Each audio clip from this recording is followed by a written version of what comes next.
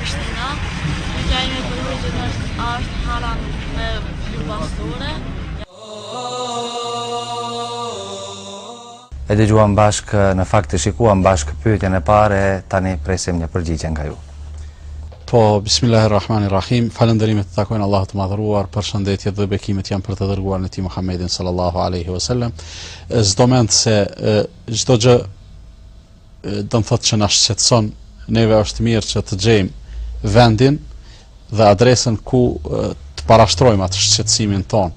Dhe këta të rinj të cilët neve na drejtojnë me pyetje, qofshin në mënyrë direkte ose nëpërmjet formave të ndryshme të komunikimit, s'ka dyshim se i ngrisin shqetësimet e tyre, që unë jo rrallë kuptoj se ndoshta nuk janë shumë personale, jo se ai çuni i cili e parashtroi pyetjen për bastoren se ai vetë e ka këtë problem, mirë, po sigurisht edhe ai, sikur edhe të gjithë ne, është shumë i shqetësuar me përhapjen e shumë bastoreve dhe shumë të them mundësive, ose më mirë të them sfidave të cilat po u paraqiten trinjve tanë edhe njerëzve në përgjithësi, për ta provuar, të them kushtimisht për ta provuar fatin.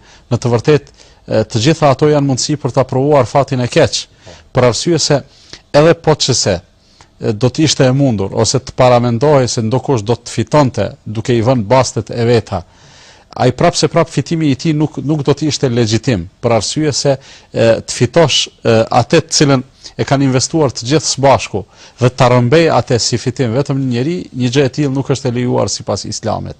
Për këtë arsye, të gjitha këto lojrat të fatit, bastet, kumarin, bigjozin e gjërat e këtilla, Allahu i madhruar i ka quajtur me një emër shumë interesant në Kur'an, i ka quajtur Meisir.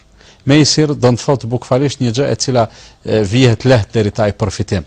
Nuk është përfitimi i lehtë në kuptimin e bereqetit, nga se nganjëherë edhe tregtari fiton lehtë, për arsye se Zoti i ka dhënë bereqet. Mirë, po fitimi i tregtarit nuk është në llogari, nuk është në dam të tjerëve.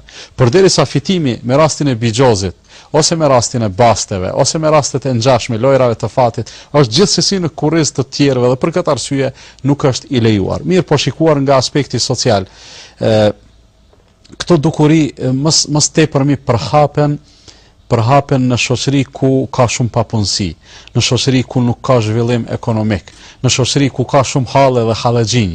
Dhe në rastet këtilla do të thotë dalin disa njerëz të cilët dëshirojnë të përfitojnë nga hallet e të tjerëve, ja preferojnë vetes një fitim ose përfitim të lehtë, po njëkohësisht jo legjitim, duke i mashtruar njerëzit. Unë konsideroj se në të shumtën e rasteve, do të thotë mbi këto institucione të bastoreve, të lojrave të fatit, të ashtu quajtur play for win e kështu me radhë, janë të ngritura janë piramida të ngritura mbi mashtrime dhe hile të ndryshme. Andaj unë i këshilloj të gjithë ata të cilët na shikojnë dhe na dëgjojnë, dhe të gjithë ata deri tek të cilët depërton fjala jon, që ti praktisin këto lloj lojra, për arsye se këto janë jo legjitime dhe janë të pandershme.